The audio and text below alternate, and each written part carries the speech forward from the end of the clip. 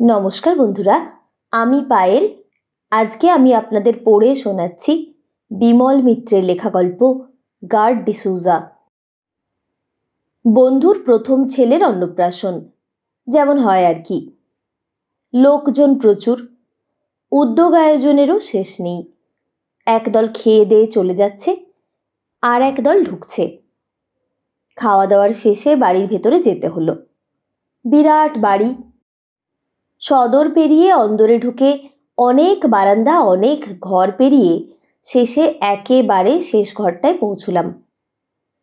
বন্ধুর স্ত্রী পর্দানসীন, একটা গরদের শাড়ি পরে ছেলে কোলে বসেছিলেন। বললাম, বাহ, বেশ ছেলে হয়েছে তোর। বন্ধুর মুখটা এক নিমেষেই উজ্জ্বল হয়ে উঠল।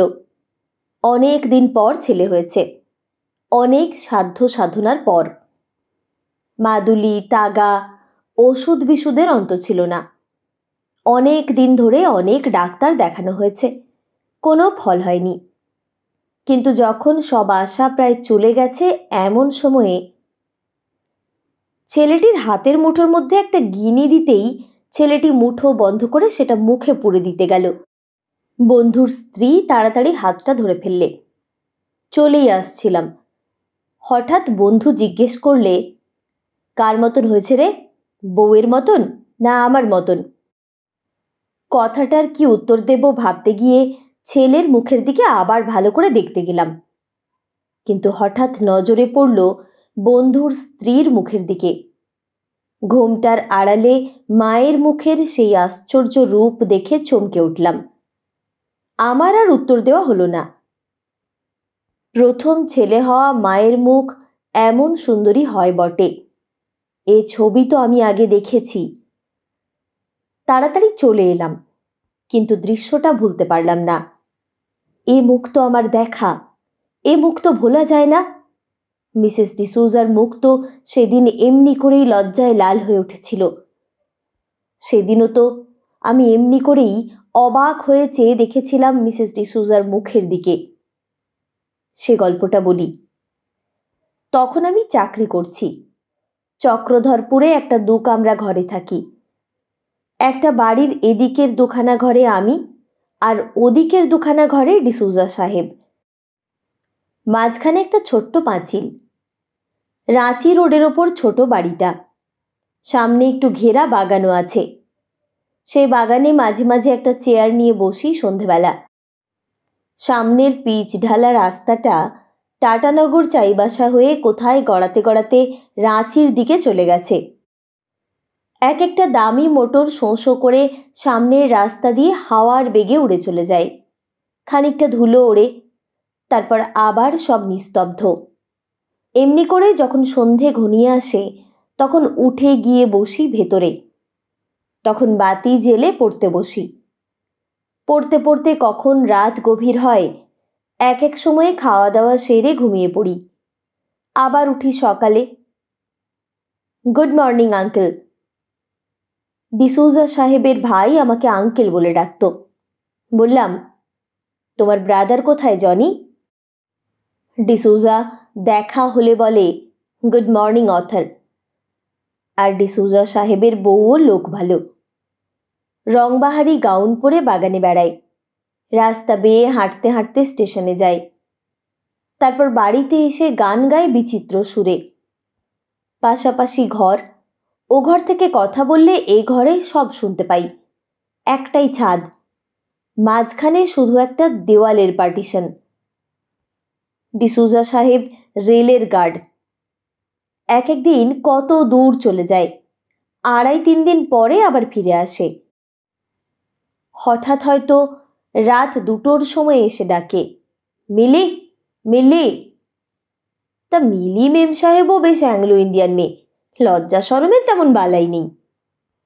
ডিসুজা সাহেব কাজে যাবার সময়ে মেম সাহেব একেবারে বাগান পর্যন্ত এগিয়ে দিতে আসে। তারপর আমিই থাকি, আর রাস্তায় কেউ লোকজনই থাকুক, সে কি দুজনের চুমু খাওয়া। মেম সাহেব ডিসুজা সাহেবের গলাটা 2 হাতে জড়িয়ে ধরে এমন শব্দ করে চুমু খাবে যে আমিও লজ্জায় পড়ি। বারান্দা থেকে ভেতরে সরে যাই। এমনি একদিন নয়, রোজ, প্রত্যহ। প্রত্যহ মেম সাহেব হাঁ করে বসে থাকে সাহেবের জন্য।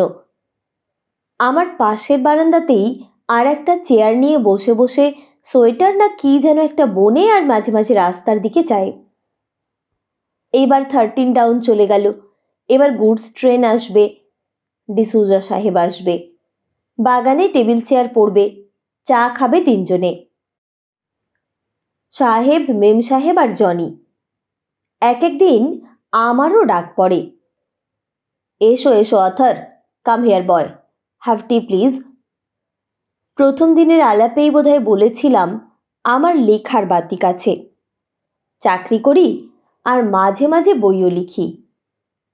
ও lovely, I have never seen an author. Memsahib আমার দিকে অবাক দৃষ্টিতে চেয়ে রইল। বেশ লাল আপেলের মতো গাল দুটোতে স্পষ্ট টোল পড়ল।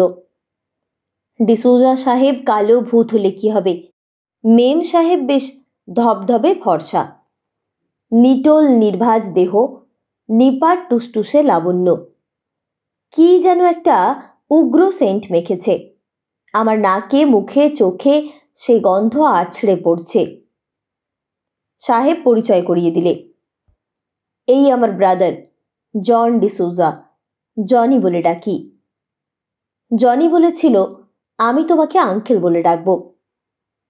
ডিসুজা বললে, এখানে বেকার বসে রয়েছে, ডিটিএস বলেছে ভ্যাকেন্সি হলেই একটা চাকরি করে দেবে। এই প্রথম আলাপ।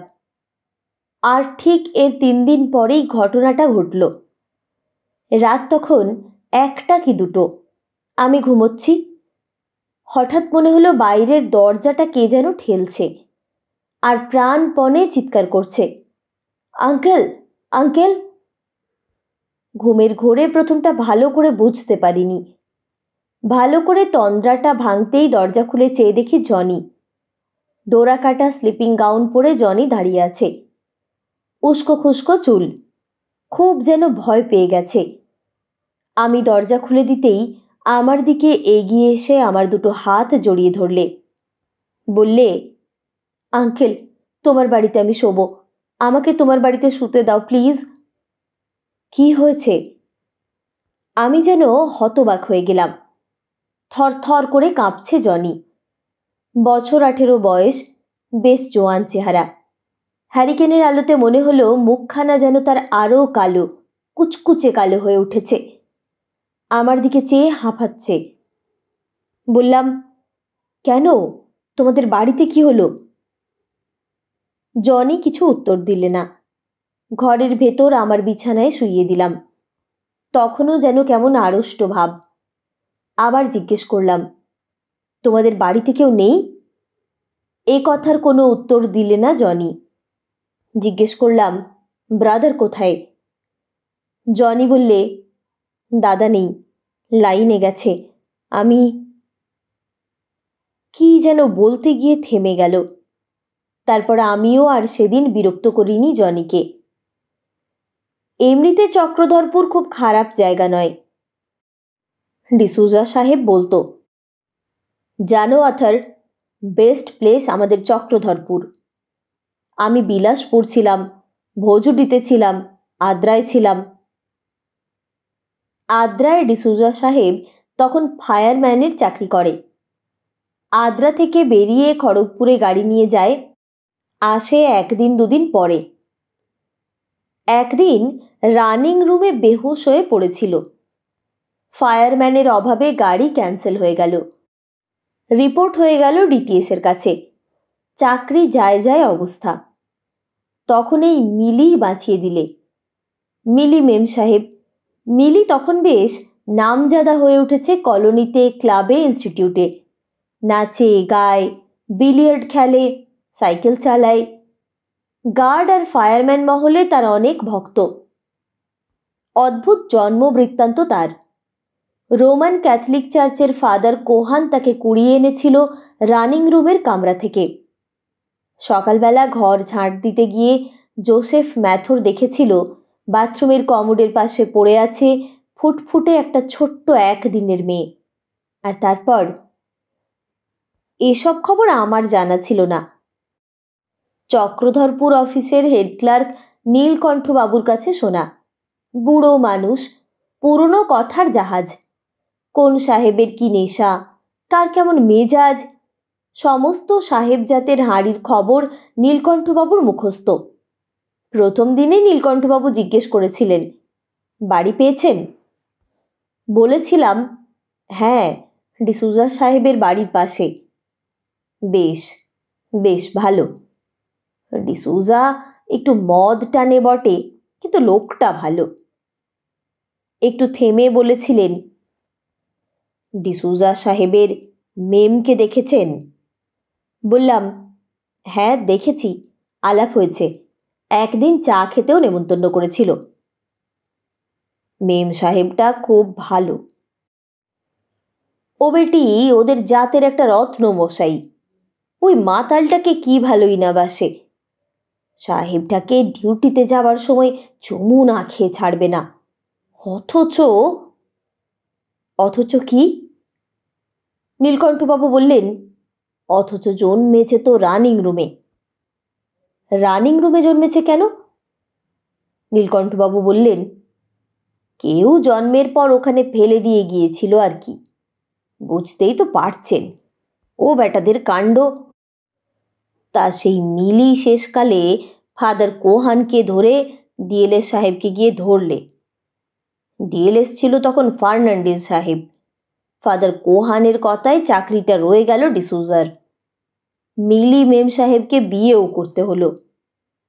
শেষকালে বদলি হয়ে গার্ড হয়ে এলো এই চক্রধরপুরে। মিলি মেম সাহেব একটা বেতের চেয়ারে বসে একলা একলা সেলাই করছিল। বললাম, good afternoon Mrs D'Souza. Good afternoon Arthur. বললাম, মিস্টার ডিসুজা কোথায়? মেম সাহেব বললে, কদিন হলো ব্যালেস্ট্রনের ডিউটি করছে, বাড়ি আসতে পারছে না। হাসতে হাসতে বললাম, খুব একলা একলা ঠেকছে বুঝি? মেম সাহেব বললে, কি আর করবো বলো আর্থার, রেলের গার্ডের বউয়ের লাইফ এমন বরাবর লোনলি। এখন অভ্যেস হয়ে গেছে। প্রথম প্রথম খুব ভয় করত। ভয়? কিসের ভয়? মেম সাহেব বললে, ভয় করবে না? বলে একটা অদ্ভুত ভঙ্গি করে হাসতে লাগলো। চোখে মুখে যেন বিদ্যুৎ খেলে গেল। তবু বুঝতে পারলাম না আমি। বললাম, রেল কলোনির মধ্যে ভয় কিসের, এত পুলিশ পাহারা। মেম সাহেব বললে, পুলিশ পাহারার কি করবে বলো অথর? আমার মতো সুন্দরী মেয়ে কটা আছে এখানে বলো তো? আমি উত্তরটা শুনে একটু লজ্জিত হয়ে পড়লাম, কিন্তু কথাটা মিথ্যে বলেনি মিলি মেম সাহেব। রবিবার সকালে যেদিন ডিসুজা সাহেবের ছুটি থাকতো, দেখতাম নতুন সাজ পোশাক পরে দুজনে চলেছে রাঁচি রোড ধরে গির্জার দিকে। ডিসুজা সাহেবের বাঁ হাতটা ধরে মিসেস ডিসুজা গল্প করতে করতে চলেছে। তারপর কয়েক ঘন্টা পরে আবার দেখতাম দুজনে তেমনি হাত ধরাধরি করে বাড়ির দিকে আসছে। বড় পবিত্র, বড় পরিশুদ্ধ সে দৃশ্য। চক্রধরপুরে অত ঝামেলা ছিল না। রেল কলোনির অ্যাংলো ইন্ডিয়ান ছোকরারা তেমন বখাটে নয় আদ্রার মতো। আদ্রার রাস্তায় চলতে চলতে হঠাৎ কোনো জন, ডিক কি হ্যারি পাশ থেকে শীষ দিতে দিতে এসে একেবারে গা ঘেঁষে সাইকেল চালিয়ে চলে যেত। ইনস্টিটিউটে নাচতে গেলে কাড়াকাড়ি পড়ে যেত তাকে নিয়ে। নীলকণ্ঠবাবু বলেছিলেন, তাই তো ফাদার কোহান অনেক বলে কয়ে এখানে ট্রান্সফার করে দিয়েছে। তাই তো এখানে ওরা রেলের কোয়ার্টারে থাকে না। কথাটা কিছু অবিশ্বাস্য নয়। সুন্দরী স্ত্রী থাকা যে বিপদ তা ডিসুজা সাহেবকে দেখে বোঝা যেত। চা খেতে বসে বলতাম, তাহলে তো মিস্টার ডিসুজার খুব বিপদ। মেম সাহেব খিলখিল করে হাসত। বলতো, আমাদের সোসাইটিতে খুবই বিপদ অথর।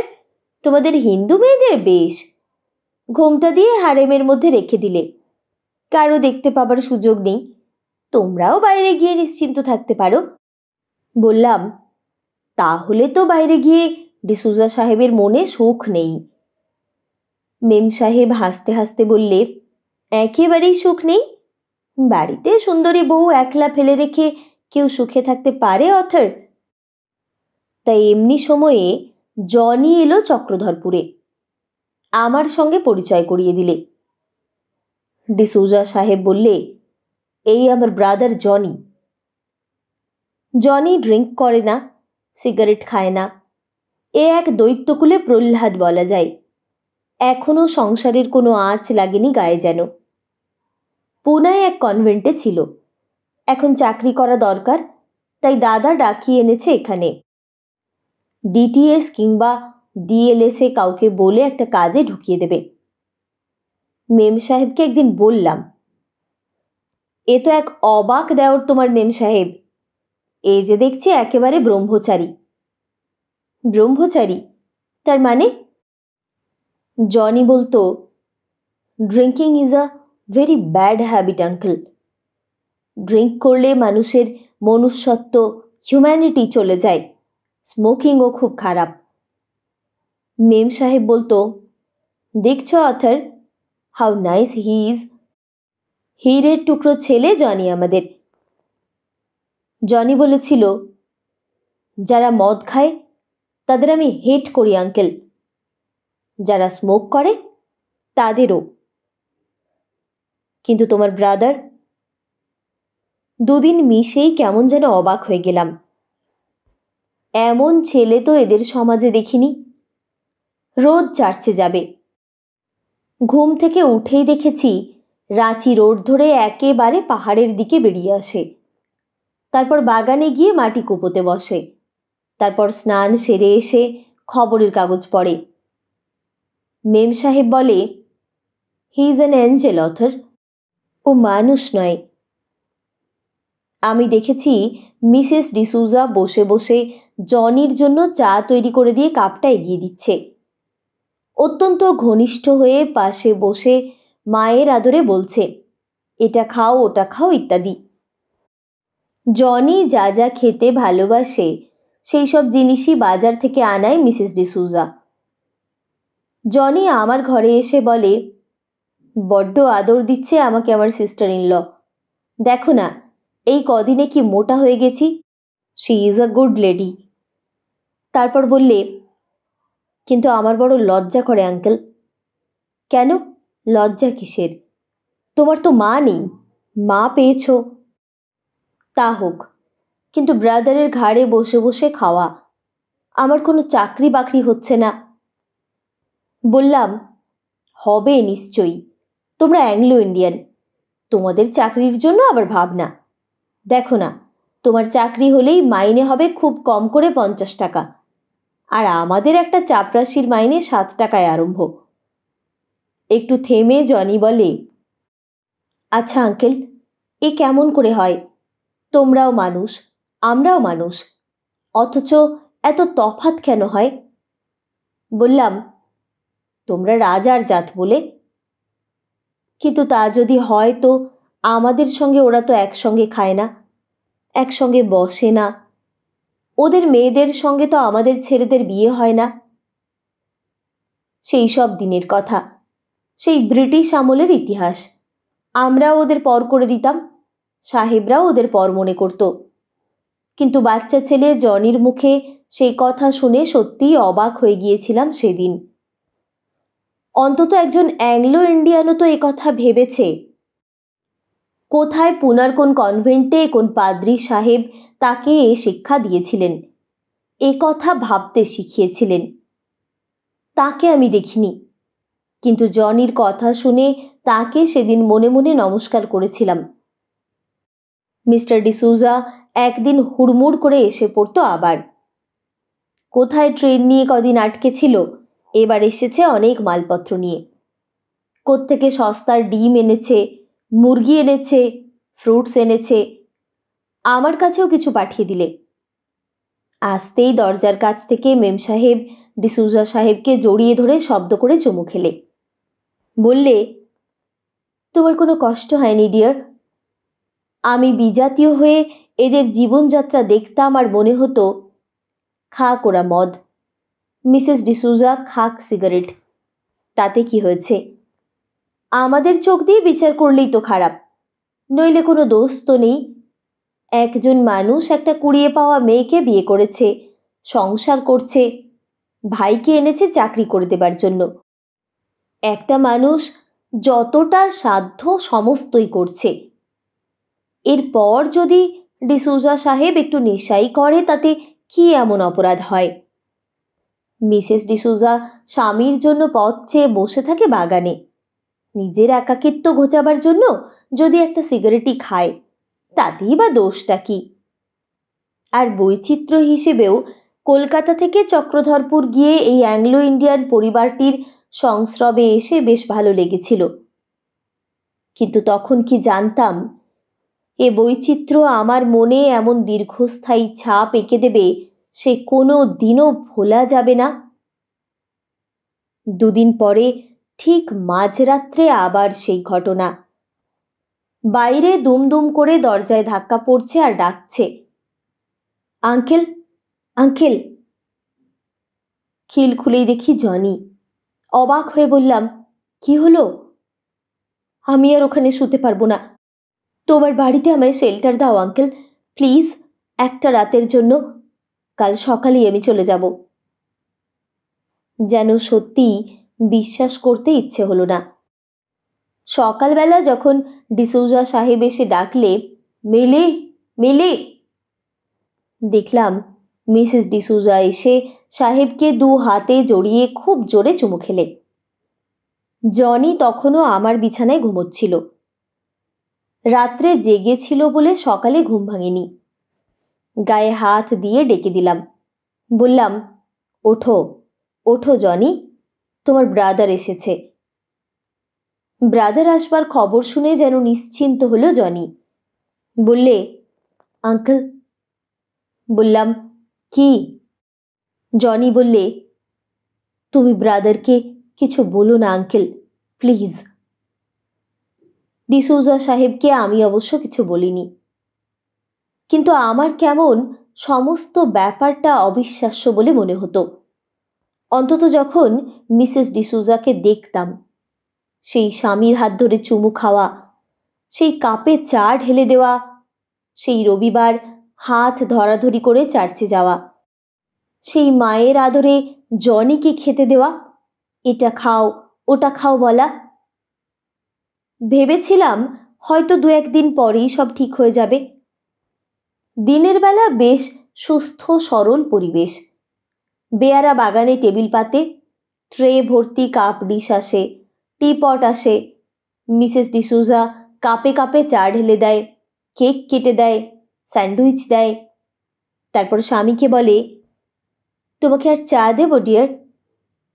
জনিকে বলে, তুমি যে কিছু খাচ্ছ না জনি। জনি চোখ তুলে চাইতে পারে না মিসেস ডিসুজার দিকে।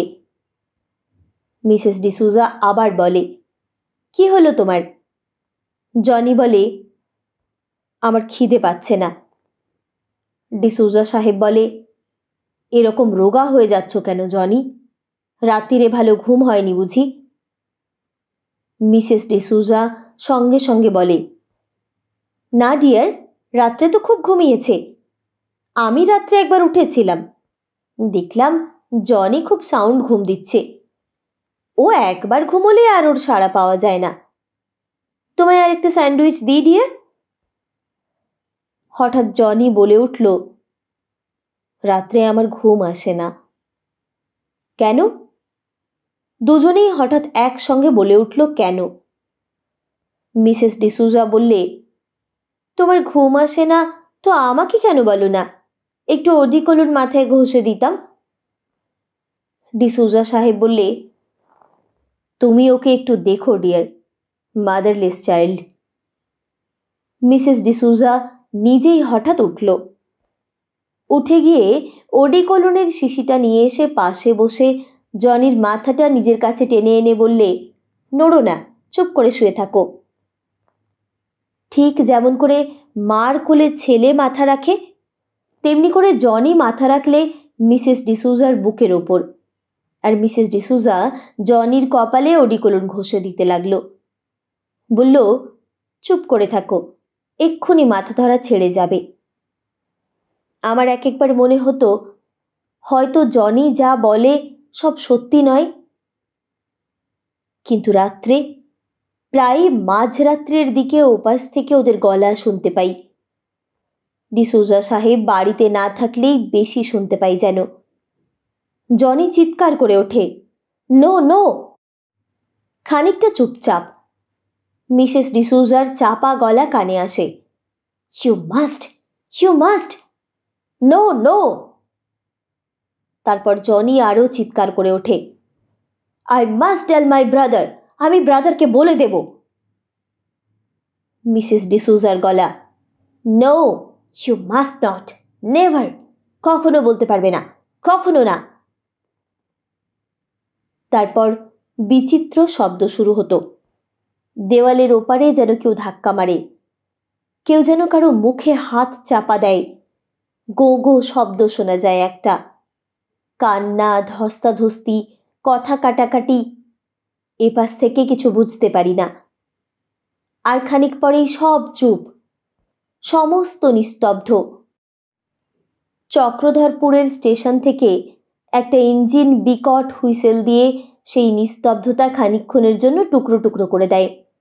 আর তারপর শান্টিংয়ের শব্দও যখন থেমে যায়, মাঝরাত্রির একটা বাদুড় পাহাড়ের দিক থেকে শহরের মাথায় এসে পাশের লিচু বাগানের গাছের ওপর নামে, তখনই আমার ঘরের দরজায় এসে কে যেন হঠাৎ ধাক্কা দেয় আর ডাকে, আঙ্কেল।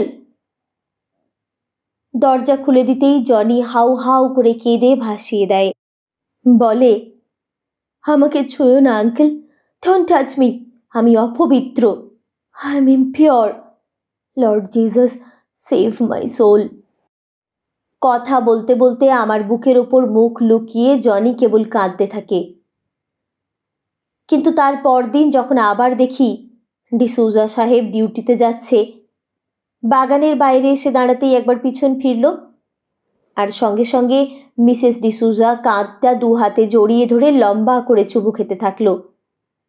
তখন যেন সব গোলমাল হয়ে যায়। জনির সব কথা অবিশ্বাস করতে ইচ্ছে হয়।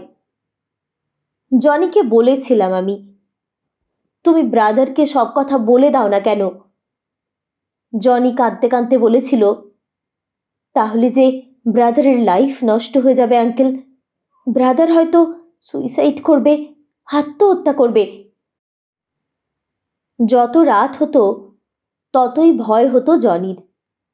জনি বলতো, রাত্রে ব্রাদারের ডিউটি পড়লেই আমার ভয়ে বুক কাঁপে। যাবার আগে ডিসুজা সাহেব বলতো, যাও, আমি চললাম, 9টা বাজে, ঘুমিয়ে পড়োগে যাও। মিসেস ডিসুজাও বলতো, হ্যাঁ, বেশি রাত করে কি হবে, তোমার বিছানা তো তৈরি, ঘুমোগে যাও। ব্রাদার চলে যেত, আর বুকটা কেঁপে উঠত জনির। হয়তো চক্রধরপুর স্টেশনে ট্রেনটা তখনও ছাড়েনি। ডিসুজা সাহেব কালো বাক্সটা খুলে মালগাড়ির ব্রেক ভ্যানের ভেতর হ্যারিকেনটা জ্বালছে। তারপর সেই দেশলাই কাঠিটা দিয়ে সাইড ল্যাম্প দুটোও জ্বালবে, পেছনে ঝুলিয়ে দেবে লাল আলোর ডেঞ্জার সিগন্যালটা। হঠাৎ, জনি, ভাই জনি। জনি প্রথমটা চুপ করে থাকে, ঘুমোবার ভান করে। দরজাটায় ভালো করে খিল এঁটে দিয়েছে, তবু বাইরে থেকে বারবার দরজা ঠেলে মিসেস ডিসুজা। জনি, মাই জনি, দরজা খোলো। জনি তবু চুপ করে থাকে, মুখটা বালিশের ওপর গুজে পড়ে থাকে পাথরের মতো। খোলো, খোলো, ওপেন দ্য ডোর জনি। দরজাটার খিলটার কি কৌশল কে জানে, পুরনো দরজা, হঠাৎ যেন আপনা আপনি খিলটা খট করে খুলে যায়। অদ্ভুত কৌশল জানে মিসেস ডিসুজা। দরজার ফাঁক দিয়ে হয়তো কিছু ঢুকিয়ে দিয়ে খিল খুলে ফেলেছে। তারপর মিসেস ডিসুজা নিজেই আস্তে আস্তে খিলটা তুলে দিয়েছে আবার। তারপর জনির খালি গায়ের উপর একটা আলতো স্পর্শ এসে লাগতেই জনি লাফিয়ে উঠেছে, যেন অতর্কিতে সাপে ছোবল দিয়েছে তার শরীরে। কিন্তু সামনে যা দেখলো তাতে জনির সর্বাঙ্গ হিম হয়ে এলো। বললাম, কি দেখলে জনি? আমি তোমাকে তা বলতে পারবো না আঙ্কেল। মানুষের সংসারে এমন ঘটনা হয়তো নতুন নয়।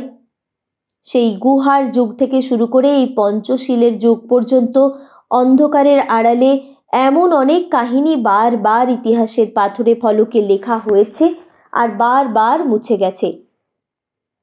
সৌরাষ্ট্র, মালব আর মগধ পেরিয়ে জাতি, ধর্ম আর বংশগৌরবের গণ্ডি অতিক্রম করে এই একই মানুষ একইভাবে পাহাড়ের গুহায় আর মন্দিরের দেওয়ালে আর প্রাসাদের অলিন্দে বিচিত্র ভূষায় বিচিত্র ভঙ্গিতে আত্মপ্রকাশ করতে চেয়েছে।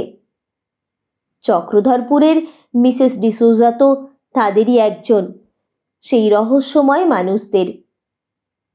আজও মনে আছে সেই সেদিন ভোর বেলাকার কথা। ভোর কেন, রাত বলা যায়, শেষ রাত। চক্রধরপুরের সেই আউটার সিগন্যালের ধার থেকে একেবারে স্টেশনের ক্রস ওভার পর্যন্ত লোকে লোকারণ্য হয়ে গিয়েছিল সেদিন সেই দৃশ্য দেখবার জন্য। 13 ডাউন নাগপুর প্যাসেঞ্জারটার সমস্ত যাত্রী ট্রেন থেকে নেমে হুমড়ি খেয়ে পড়েছিল। কে, কি হলো মশাই? অ্যাসিস্ট্যান্ট স্টেশন মাস্টার বোসবাবু তখন নাইট ডিউটির পর বুঝি একটু ঝিমোচ্ছিলেন। তন্দ্রার ঘোরটা একটু কাটলেই মুখে চোখে জল দিয়ে আসবেন ভাবছিলেন। 13 ডাউনের লাইন ক্লিয়ারও করে দেওয়া ছিল। বিল্লা নিয়ে বৈজু কেবিনে গিয়েছিল। ইয়ার্ডমাস্টার 13 ডাউনের জন্যই শুধু অপেক্ষা করছিল। ট্রেন এলেই আজকের মতো ডিউটি খতম। হঠাৎ 13 ডাউনের ড্রাইভার ব্রেক কষতে কষতে একেবারে ক্রস ওভার পেরিয়ে হিন্দু রিফ্রেশমেন্ট রুমের সামনে এসে থামল। ড্রাইভার ইঞ্জিন থেকে নেমে আসবার আগেই যা হবার তা হয়ে গেছে। দুটো চাকা একেবারে সোজা শরীরটার ওপর দিয়ে চলে গেছে আর রক্তে লাল হয়ে গেছে জায়গাটা। অ্যাসিস্ট্যান্ট স্টেশন মাস্টার বোসবাবু কন্ট্রোলকে ফোন করেই দৌড়ে এলেন। ইয়ার্ডমাস্টার, ইয়ার্ড ফোরম্যান, বৈজু, কেউ আর বাদ নেই। লোকে লোকারণ্য। চক্রধরপুর কলোনির ছেলে মেয়েরাও দৌড়ে এসেছিল। আমি খবর পেয়েছিলাম একটু দেরিতে। খবর পেয়ে আমিও দৌড়ে গেলাম স্টেশনের দিকে, কিন্তু কে জানতো এমন হবে। নীলকণ্ঠবাবুর চেষ্টাতেই শেষ পর্যন্ত জনির চাকরির ব্যবস্থাও হয়ে গিয়েছিল একটা। চিঠি যেদিন বেরোলো সেদিন ডিসুজা সাহেব আমাকেই প্রথম জানিয়েছিল। বলেছিল, অথর, একটা সুখবর দিতে এলাম, চাকরি হয়ে গেল জনির। বললাম, তাহলে তো উৎসবের আয়োজন করতে হয়। কিন্তু তখনও কি জানি সুখবর শুধু একটাই নয়, কদিন পরে এমনি করে আরও একটা সুখবরও শুনতে হবে ডিসুজা সাহেবের মুখ থেকে।